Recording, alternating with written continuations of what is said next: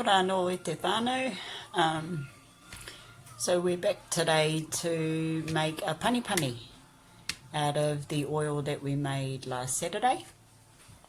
So I have, this is some of what was made on the video on Saturday. So you can't really see the colour in that one. So this is what the amount would be using today. So it's half a cup. I don't know, I'm trying to angle it so you can see sort of how green it is. So this is the Kopakopa coconut oil and the hemp seed oil from that last video that we did, and so that was the base oil. So you need to do that with your kawa or your kopakopa before you can make your pani. So that's the base, and so to that you add your beeswax and your I add shea butter as well. So this is a kawa pani that I made a while ago. Doesn't really smell, but that colour, love that colour. So yeah, this is a kawa one. So this is what we'll be making today, is the pani. So this was the oil from the last video, and today we're going to turn it into this. So we'll get underway, and so this here are the ingredients whānau. So everything you'll need to make you a kopakopa or a kawa pani. We need our kopakopa or kawa, your oil base, so that's this. So we've got half a cup of the base in there, and then we have our beeswax and shea butter. So this is shea butter, this stuff here. So I'll just see if we can, and it's pretty soft if you want to. Rubs in pretty easy. It's quite nice. It doesn't really have a smell, but it's not a it's quite a thick butter. But yeah, I like it, and it helps to keep your pani hard, but not too hard. So yep, that's what we need. A bit of beeswax, bit of shea butter, and our base oil. So because I've got half a cup of the kopakopa oil, this one here, so this is measured out half a cup. This is half a cup of beeswax, and then that's about 1/4 of a cup of shea butter. So we need to do a heat this up and add these to it. So I'm not using the crock pot today. I'm using the using the oven. So I'll just chuck it in here, and I will take the camera over there so you can see better. Yeah, so here we are back again, whānau, at the this is called a double boiler. So I've used a fry pan this time, so you can see, so the sides aren't too high on the saucepan. So this is the jug with the oil in it. So we just want to put it in, it's filled up to about here with water. It doesn't need to be boily hot, just long enough to get it nice and warm, and then so we'll just leave it in there for a bit to warm up, and we'll be back to add our beeswax and shea butter. Okay, so we're back again, whānau, just to stir it up a bit, and I'll see if I can get some of this on here to show you the colour.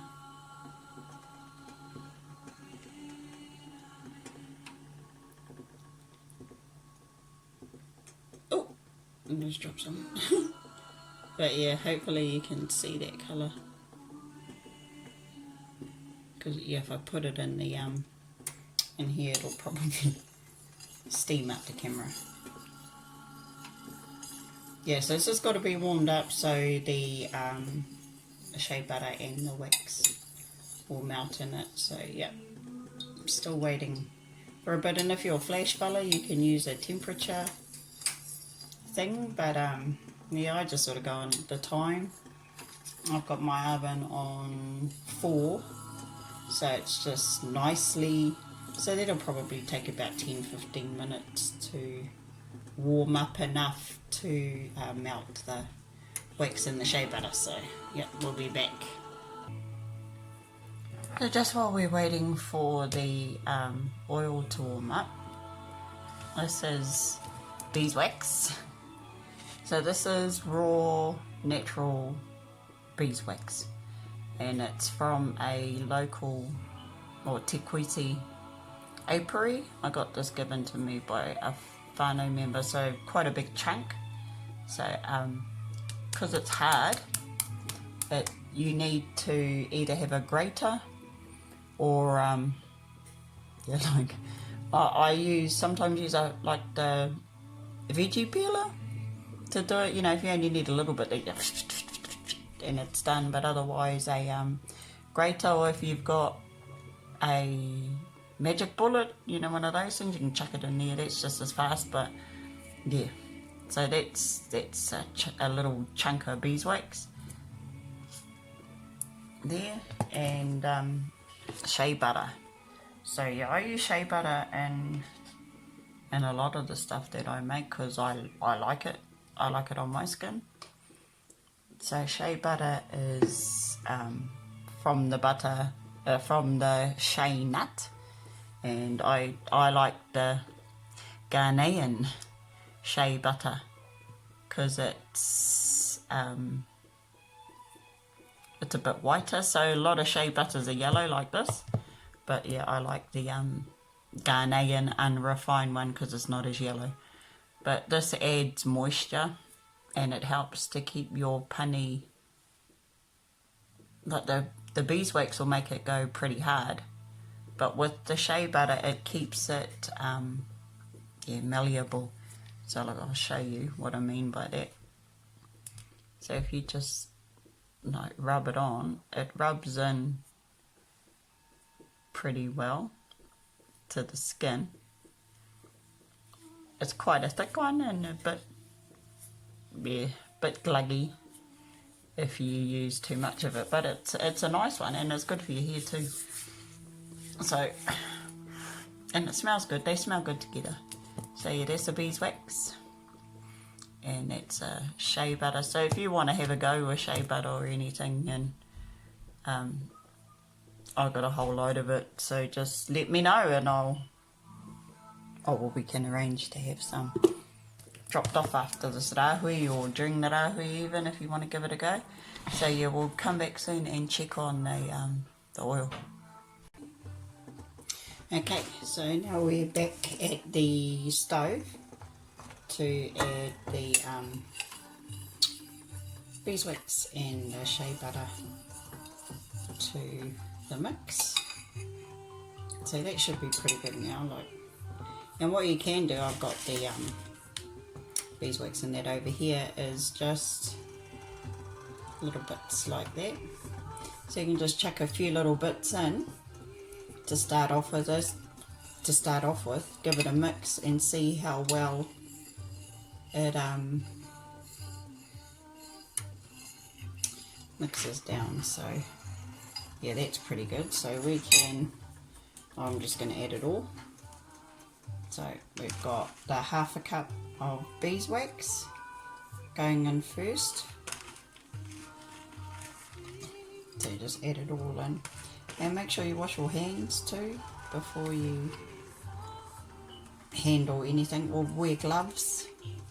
So I've got that Dettol sanitizer in that I use. So I'm just going to mix that, and I haven't put the shea butter in yet. So just give that a mix, and so that's melting down quite well. I'll see if you can.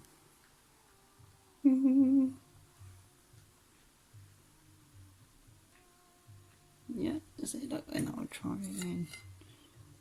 Yeah, enough for camera skills. Yeah. But yeah, so it looks good as anyway. And so that's pretty much all melted down, the beeswax now. And now the shea butter. So I might just add half of that in for now, because it's a bit chunkier than the beeswax. It's going to take a bit longer to melt down. And it won't really change the colour, it'll just lighten it up like that other pani. So yeah, we'll just let that cook down for a bit. That should only take 2 to 3 minutes. Let's see if we can get that in there again.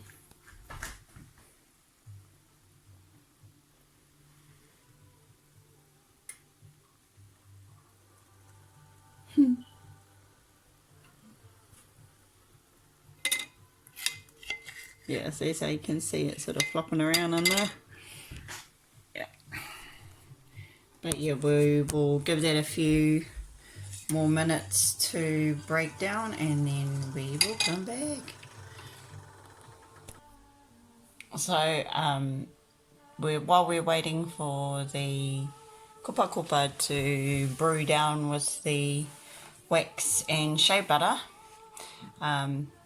you'll need a container to put your panipani into. So these ones are 45 grams. They're just like little strawberry and marmalade jams. So I picked these up for like 10 cents at the farmer's market in Odo. So there's 4 of them. And so what's that, 180 grams of oil. So that's why I like using that glass Pyrex thing, because you can sort of gauge how much you're going to end up with, and so you don't overuse or you can prepare properly. So these jars, I have put them, washed them with hot soapy water, and then I put them in the oven for a bit just to heat them up, to help, and then I spray them with isopropyl alcohol just to make sure that there's no germs in there. But like a good old wash with hot soapy water and then put in the oven is just as good, because you want to make sure that your containers and your jars are sterilized so that your pani lasts as long as you need it to, and that it doesn't go yuck or grow mold or anything while you're in there. So we'll get back over. I actually want to show you something, so we'll go back over to the stove. Yeah, so we're back in again. So we're over here by the stove again, and I just wanted to show you a trick that I do, because my the stainless steel, is quite cool. So to figure out whether I've used enough beeswax or not, whether it's going to set enough, I just get a little bit and drip it on there, and then you'll be able to see if your panipani is ready or not. So because it cools down quite quickly, because there's only a little bit, it's a quite a good trick. So this is a bit that I did before. So yeah, that's ready to be poured. So I don't know if you can see it. So yeah, it's quite still quite oily and easy to use. So it'll be easy to get out of the ipu, the container as well. So we'll come back soon. We'll just get our containers ready and then we'll pour them in, and then we're done.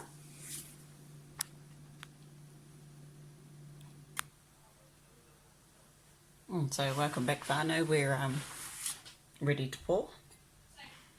So we've got the I'll just put this down, and then got our jug here. So it's telling me that there's just over half a cup. So we've got 200. Well, we've got a bit in there. So it should be enough to fill up these 4. Here we go.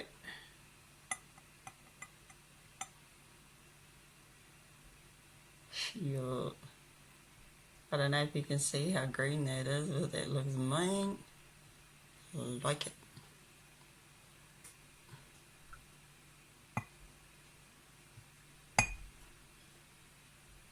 And so, you know, these have got a set now, so they'll just sit there for a bit. Overnight is good, and then they'll be ready to go in the morning. So when you clean your containers to put your kopakopa in, it's preferable to use glass rather than plastic, but I mean, if you've only got plastic, it's all good. Doesn't matter, because a lot of the time, you know, it doesn't sort of last that long. So yeah, I mean, I can see it's starting to harden up already at the bottom, so that's good. And look, we've still got a bit left, and that won't go to waste. I'm just going to go and put that back in the water, and get some more containers ready, and then we'll